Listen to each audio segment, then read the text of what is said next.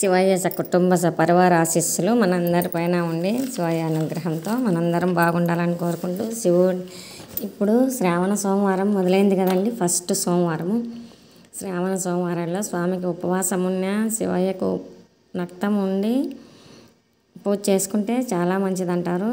ఏ పూలతో పూజిస్తే శివయ్య ఎలా అనుగ్రహిస్తాడు అని తెలుసుకుందామండి. శివ పూజకు అడవిలో పూసిన పూలు శ్రేష్టమైనవని చెప్తారు.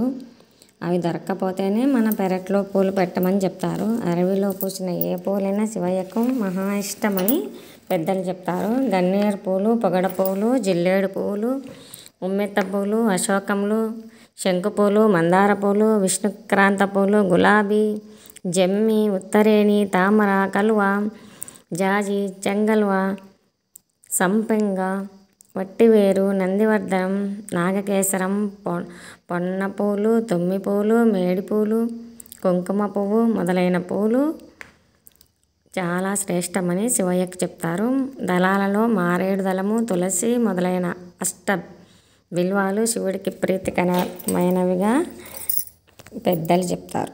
12 మాసాల్లో ఒక్కో మాసంలో ఒక్కో రకమైన పూలతో పత్రితో పూజిస్తే శివయ్య అనుగ్రహం ఒక్కో రకంగా ఉంటుందని పెద్దలు చెప్తారు. శివుడికి చైత్రమాసంలో నృత్య గీతాలతో సేవిస్తూ దర్భపూలతో పూజిస్తే బంగారం సమృద్ధిగా లభిస్తుందని చెప్తారు. వైశాఖ మాసంలో నేతితో అభిషేకించి తెల్ల మందార పూలతో పూజిస్తే అశ్వమేధ యాగఫలం లభిస్తుంది. జ్యేష్ఠ మాసంలో పెరుగుతో అభిషేకించి తామర పూలతో పూజించిన వారికి ఉత్తమ గతి లభిస్తుంది.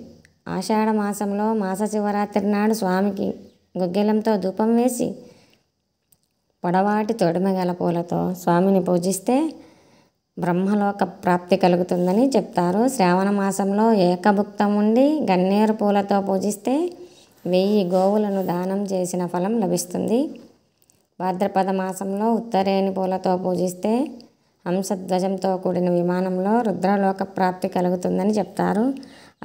ఆశ్వయుజ మాసంలో జిల్లేడు పూలతో పూజించిన వారు మయూరధ్వజంతో కూడిన విమానంలో శివలోకం చేరుతారని పెద్దలు చెప్తారు. కార్తీక మాసంలో శివుణ్ణి పాలతో అభిషేకించి జాజి పూలతో పూజిస్తే శివపదాన్ని పొందుతారు. మార్గశిర మాసంలో పొగడ పువ్వులతో పూజించిన వారు ముల్లోకాలు దాటి ఎక్కడ శివుడు ఉంటే అక్కడికి చేరుతామని పెద్దలు చెప్తారు. పుష్యమాసంలో శివుడికి ఉమ్మెత్త పూలతో పూజించి తృప్తిపరిచిన వారికి పరమపదాన్ని పొందుతారని చెప్తారు. మాఘమాసంలో శివుణ్ణి బిల్వదళాలతో పూజించి సూర్యచంద్రుల విమానంలో శివలోకాన్ని చేరుకుంటారని చెప్తారు. పాల్గొన మాసంలో సుగంధ జలంతో శివుణ్ణి అభిషేకించి తుమ్మి పూలతో పూజించడం చాలా మంచిదని చెప్తారు. ఇంద్ర పదవి లభిస్తుందని చెప్తారు. ప్రతిరోజు శివుణ్ణి ఒక జిల్లేడు పువ్వుతో పూజించిన వారికి 10 సువర్ణ ముద్రికలను దానం చేసిన ఫలం లభిస్తుంది.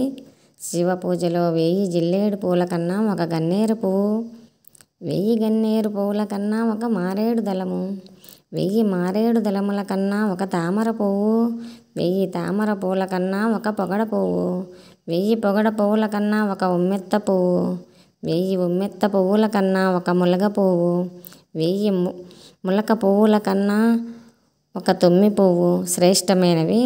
అలానే 1000 తుమ్మి పువ్వుల కన్నా ఒక ఉత్తరేణి పువ్వు, 1000 ఉత్తరేణిల పువ్వుల కన్నా ఒక దర్భ పువ్వు, 1000 దర్భ పువ్వుల కన్నా ఒక జమ్మి పువ్వు, 1000 జమ్మి పువ్వుల కన్నా లక్ష్మీప్రదమైన ఒక్క నల్ల కల్వ పువ్వు శ్రేష్టమైంది.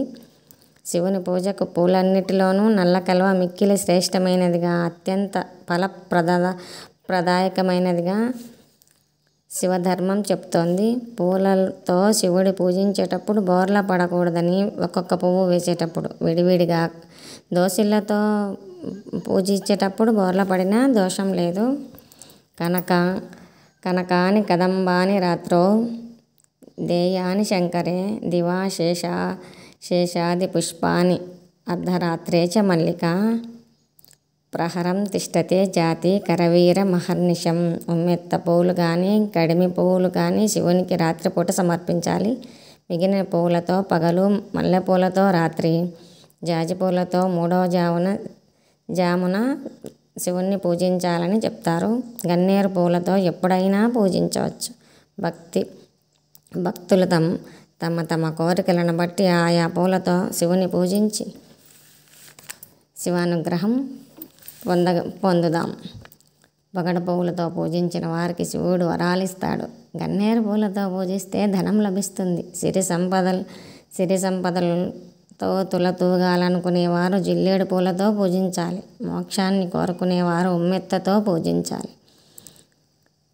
నల్ల గలవలతో పూజిస్తే సుఖం లభిస్తుంది. ఎర్ర తామరలతో పూజిస్తే రాజ్యం లభిస్తుంది. చక్రవర్తిత్వం కావాలనుకునేవారు శివుణ్ణి తెల్ల తామరలతో పూజించాలి. సంపెంగ, విరజాజి, నాగకేసరాలతో పూజిస్తే కోరిన కోరికలు నెరవేరుతాయి. సిద్ధి కోరుకునేవారు తెల్లటి జిల్లేడు పూలతో పూజించాలి. సౌభాగ్య ప్రాప్తికి గరిక పూలతోనూ, కోరిన కన్య కానీ వరుడు కానీ పొందాలంటే సన్నజాజి పూలతోనూ శివుణ్ణి పూజించాలి. జ్ఞానప్రాప్తి కోరుకునేవారు మల్లెపూలతో పూజిస్తే పరమాత్మ నుండి జ్ఞానం తప్పకుండా కలుగుతుందని చెప్తారు.